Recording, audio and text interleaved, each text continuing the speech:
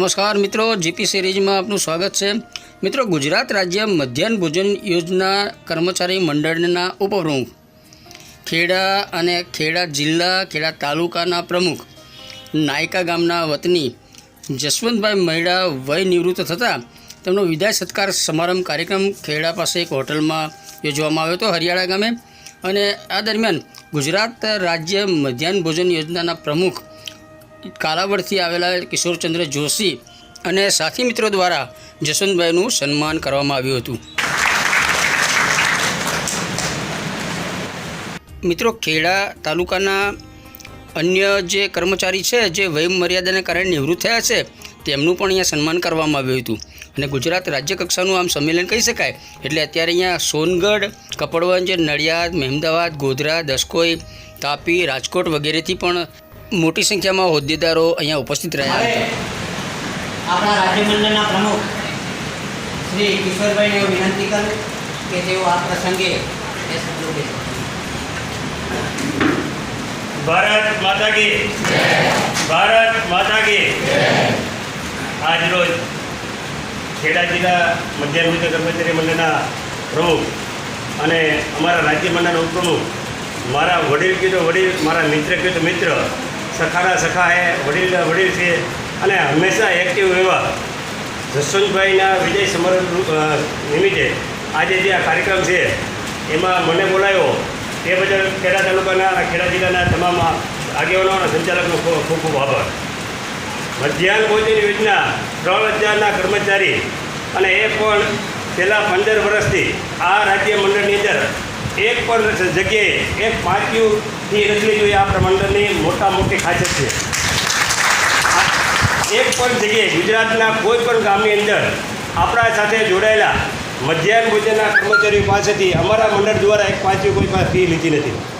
અને એવી સેવા કરવામાં નાના ગરીબ વિધવા એકતા બહેનોની સેવા કરતાં આજે જસવંતભાઈ નિવૃત્ત થાય છે।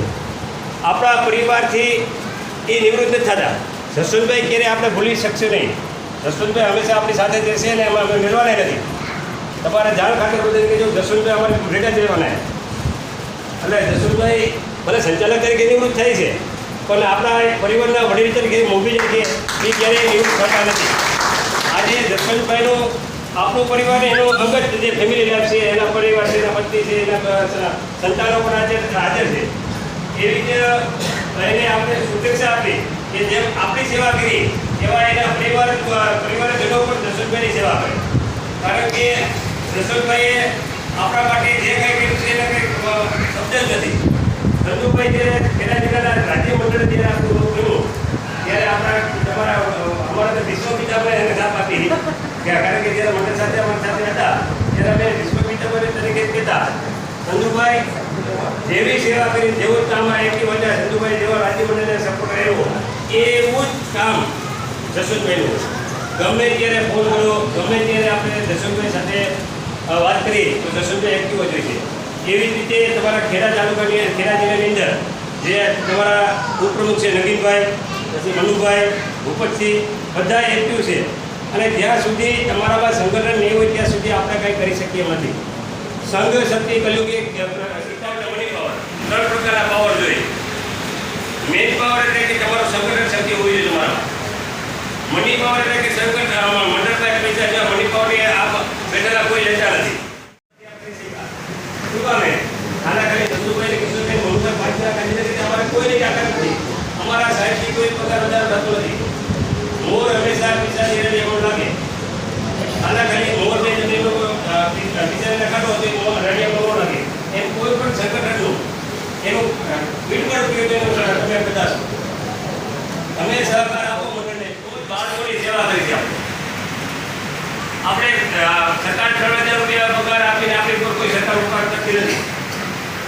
આપણે 200, 300, 500 બાળકોના દરરોજનું ભોજન જમાડી છે। જે કાંઈ જેવું કંઈ આવે, ચણેલો અનાજ આવે, અનાજ ન આવે, 3 મહિના દાળ હોય, તેલ ન હોય, કુકિંગ કોસ્ટ સમય મર્યાદા હોય, 3 મહિને 4 મહિને હવે તો આપણે સફાઈ પછી બગાડો અને અમુક પ્રશ્ન ઘણા બધા સોલ્વ થઈ ગયા, છતાં પણ આ ગુજરાતના બાળકો ભૂખ્યા ન રહે એવી સતત ચિંતા આપણા મધ્યાહન ભોજનના સંચાલકો કરી છે. તમારી પાસે દાળ હોય છતાં પણ તમે દરેક બાળકોને દરરોજ જમાડો છો. તમારી પાસે તેલ હોય છતાં પણ દરેક બાળકોને તમે દરરોજ વ્યવસ્થિત દારૂઓ આપણા મધ્યાહન ભોજનમાંથી ખાય છે. મિત્રો, એવા ઘણા બધા બાળકો છે કે સવારે ઉઠી નાસ્તો નથી કરતા, માતા પિતાને જે નાસ્તો મળતો નથી કારણ કે અમુક ટેવ ન હોય બાળકોને, અને દિવસનું પહેલું અન્નનો કોળિયો મધ્યાહન ભોજન યોજનામાંથી ખાય છે. અને આવા બાળકોની આપણે સેવા કરી છે. એટલે એના માટે આપણે સંગઠન કરવાનું છે. બીજા નંબરની અંદર જે કાંઈ હું બોલું છું એમાં શબ્દને ધ્યાન રાખજો. જે કાંઈ જેટલા પણ બાળકો બેસે એને સારું ભોજન આપવું આપણી પ્રાથમિક ફરજ છે. અધિકારી સાથે સમજી લેશું પણ ઉપરવાળા નહીં સમજી શકે. અને લોટ પાડેલા એવું ન કરતા સારું ભોજન આપો એની આપણી આ યોજના આપણે બધાને સમજી લેવાનું છે. આ યોજના મધ્યાહન ભોજનના સંચાલકો માટે નથી, ગામના ગરીબ વિદ્યાર્થીઓમાં બાળકો માટે છે. અને બાળકોને સારી રીતે ભોજન આપવું એ આપણી પ્રાથમિક ફરજ છે. બીજા નંબરની અંદર હવે જે આપણો હક છે, 38 વર્ષ આ યોજના થયા છતાં પણ આપણું માનદ વેતન જાહેરમાં આપણે કોઈને કહી શકતા નથી. આપણી ઘર કોઈ વ્યવહાર રહેલા કે કોઈ સગા સંબંધી આવે કોઈ પૂછે તમારું માનદ વેતન કેવું, એ એક જ મળી જાય. દાદ જ કાઢી, કારણ કે આપણે સોમાં ફેર આપણું વેતન નથી આપણે જણાવી નથી શકતા.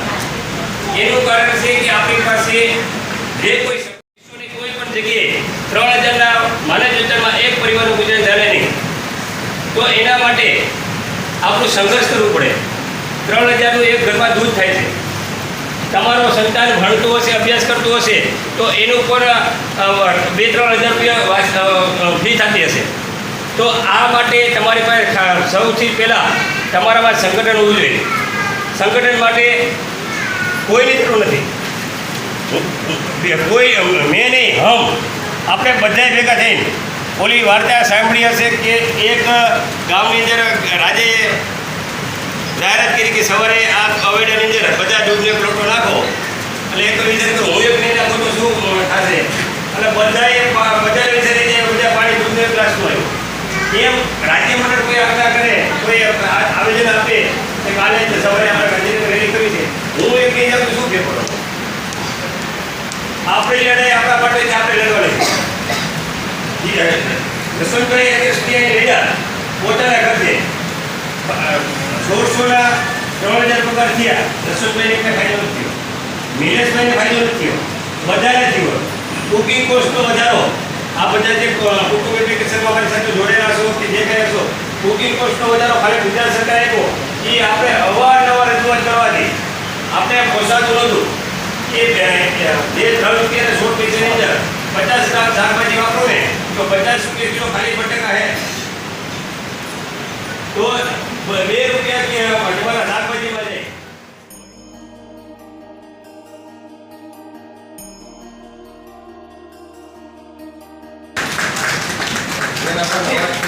રાધિકાબેનનું સ્વાગત આપણા પીલાબેન કરશું.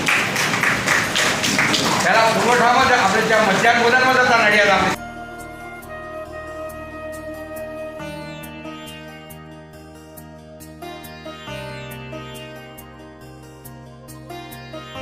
પછી દક્ષાબેન ઉભા થાય. પુરવઠાના દીપાબેન આપણા દીપાબેનનું સ્વાગત કરશે.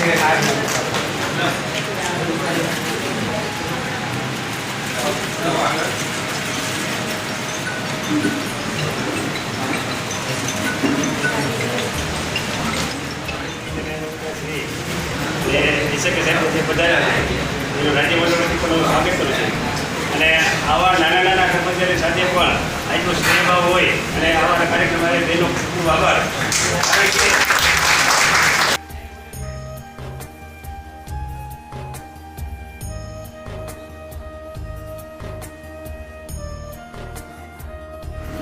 હેમાદ્રીબેન આપણા જે બહેનોનું સ્વાગત કરશે. આયર સંપ્રદાય પ્રત્યે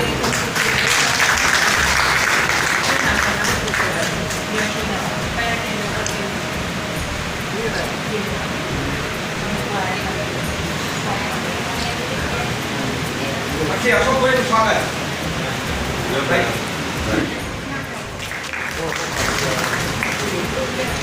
પછી મોહન કાકા